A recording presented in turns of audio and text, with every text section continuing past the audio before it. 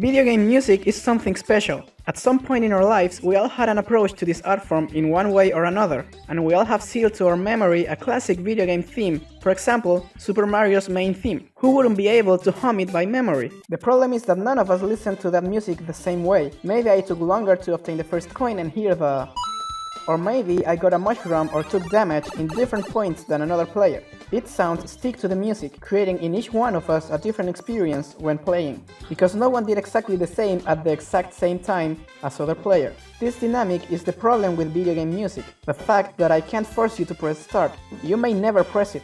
What do I do then? I need to generate the reaction I want right away, because I don't know how long it will take for you to finish the level, or maybe you skip a scene or pause the game. I can't take too much time to prepare what I want to say with the music. I have to just say it. That's how composers start to make questions such as, okay, so when the player is fighting a villain so powerful that it's described as, he is far stronger in reality than any story you might have heard about him. What should this sound like? Not just something that fits what's happening on the screen, but can also repeat without getting annoying and transmit to the player the power of the character he is fighting. And that's how a masterpiece in final boss music gets created. One Winged Angel.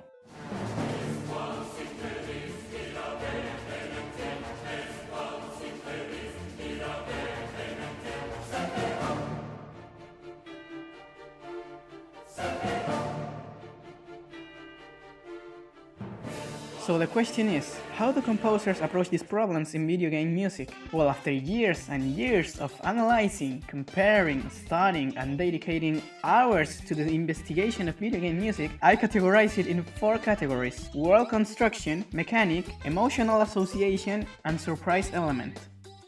World construction is that kind of soundtrack that is made from more of an atmospheric point of view, and it works as a supporting feature to the aesthetic or art style that is present in the game. It helps to better immerse the player in the world that the game is presenting you, giving an immersive experience to the player inside of the world, beyond what we're looking at visually in the screen. A good example of this can be found in Aquatic Ambience from Donkey Kong Country, where the music fits perfectly with what's being shown on the screen, an aquatic level with dark blue colors.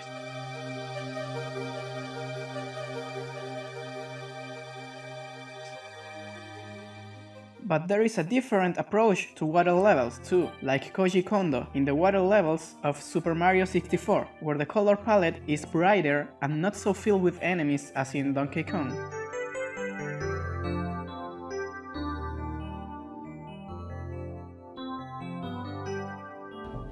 Zelda does something different too, in a water level, but in a temple filled with gears and technology.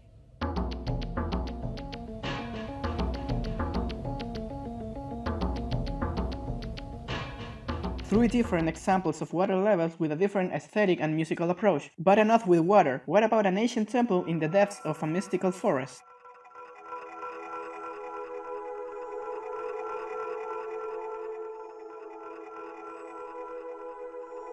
Or in Hollow Knight, the City of Tears, an underground city with permanent rain. This city is the heart of what long ago was a great kingdom.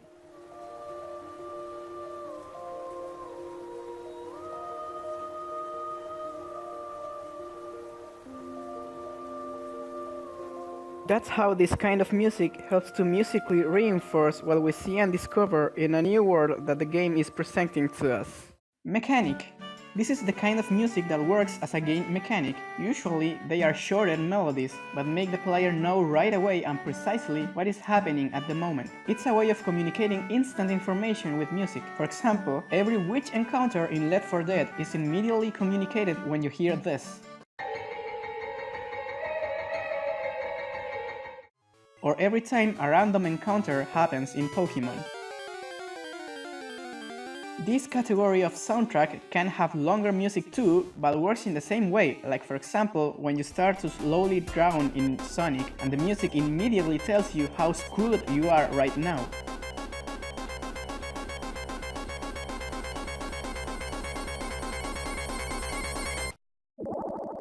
Or the music that plays each time you enter a save room in Dino Crisis 2. And hearing that music, you just relax right away, knowing nothing will happen here, and you can calmly save your progress.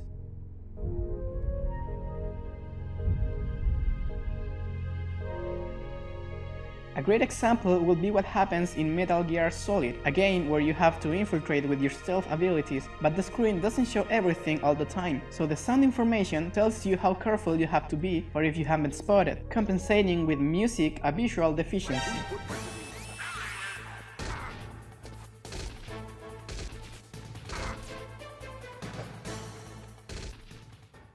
Emotional association is that kind of music that is made to make you feel things, so you have an extra motivation to do what the game wants you to do already, but with a little extra impulse to better connect the player to what's happening and provoke a whole lot of emotions. It's like word construction music, but instead of an aesthetic or visual part, it's more about the emotions linked to the situations in the game. When this is well done, it can create in the player a sense of urgency and connection to what is happening in the game. It makes the player interested in what's happening in the story, or to the characters in more story-based games. But it's not limited to this use only. For example, Doom's soundtrack, a game basically about just killing demons non-stop, has this music.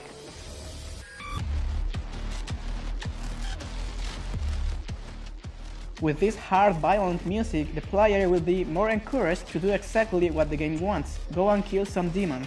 Contrary to Silent Hill, where the sounds or silence provoke the contrary effect and make you don't want to, under any circumstances, go near the monsters, because of the psychological horror factor.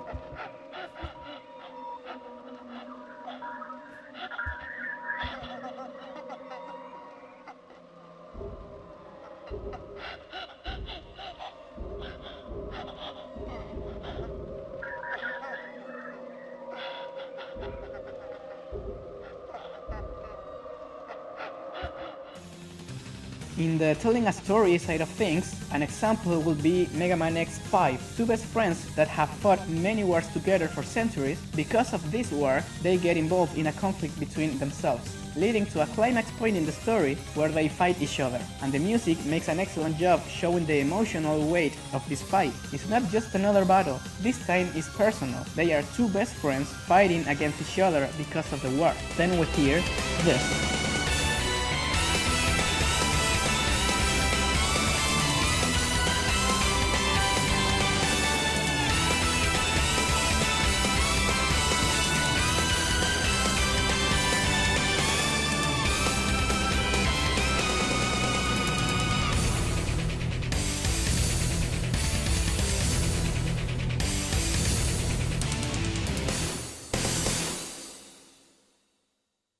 Another powerful soundtrack can be found in To the Moon, where we are shown a dramatic romantic story filled with mysteries and hard times for the characters. The music is an element inside the story itself. It's a piano piece that he composed for her, thinking it's a boring song, but she says it's okay. She loves the song. It's just two notes repeating. It's just enough. It's just the two of them, together.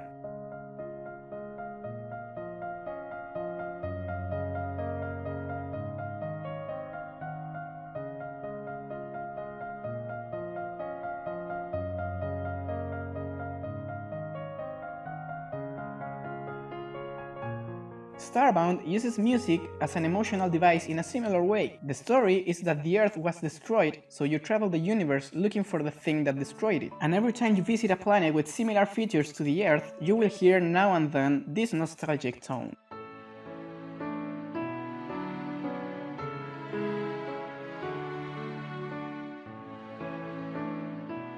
Surprise element is the kind of soundtrack that is less used because when it's used, it requires to be treated very carefully and with a lot of thought. By surprise elements, I mean any soundtrack that is used in a special way out of the ordinary, fitting from the previous categories, but adding external elements, or maybe fusing previous categories, or maybe taking them to a whole new level, or maybe it could do everything at the same time. As an example, a soundtrack that uses external elements is the final boss theme in Final Fantasy VI, Dancing Mad, which goes against the expectation of hearing fast and intense music, and instead it suddenly hits you with this.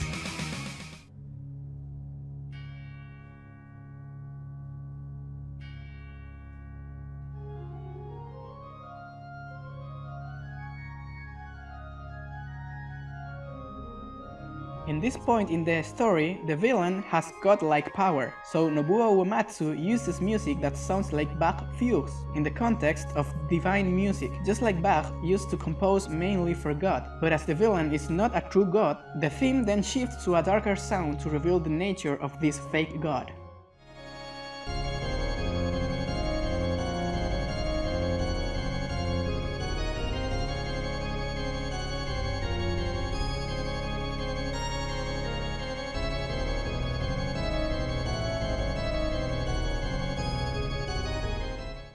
Giving this part of the fight a more epic touch. In the taking music to a whole new level part, I will talk about the mechanic category. This will happen with the others too, but I'll use this one to show you what I mean with taking music to a whole new level. In Mother 3, there is a boss that has weird rhythmic patterns as background music. The player is able to press the buttons at the same time as the rhythm, but the rhythm is a very confusing 15/8 time signature, challenging the player to press the buttons at the correct time despite the rhythm being so weird and unnatural.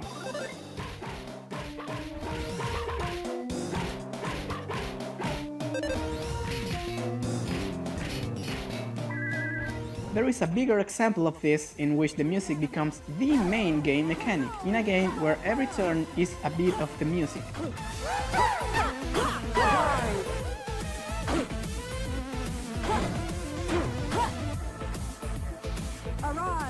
Another super extreme example could be what happens in Undertale, where you can be pacifist or kill them all. If you choose to kill everybody, then the final boss is a funny skeleton trying to stop you, and the boss theme is the next.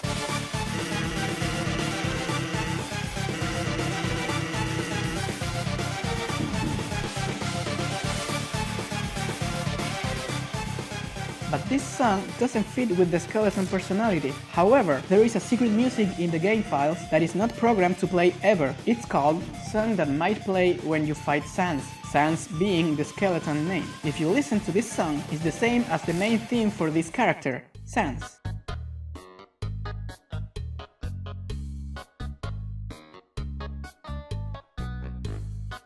But faster and more intense.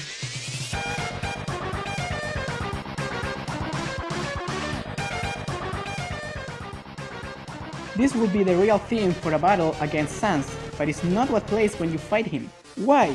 Well, because this time it's not you fighting Sans, it's Sans fighting you, trying to stop you. This theme is your own boss battle theme. You have become the villain and the final boss.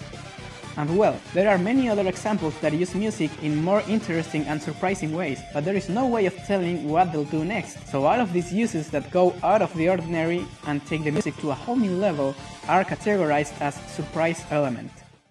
As you can see, video game music can be super complex, and it requires to think very well what you're doing at the moment of composing video game music, without conflicting with everything else. All those elements that are the dialogues, the story, the art style, design, game mechanics, voice acting, animation, etc. And not every single one of these can conflict with each other. And we also have to think that a full soundtrack for a video game is made out of many hours of music, not just one good theme. So it's a really hard work that requires a lot of thinking. Good music doesn't make a good game, and a good game doesn't necessarily have good music, but it's the thing that can give the little extra push to make the difference between a functional game and an artistic game, a game for selling or an artwork. That's why focusing on these categories and play with the limits and the rules is the answer the composers got, consciously or not, at the moment of making music to help video games give the best, more artistic, an unforgettable experience that a good game with good music is able to give.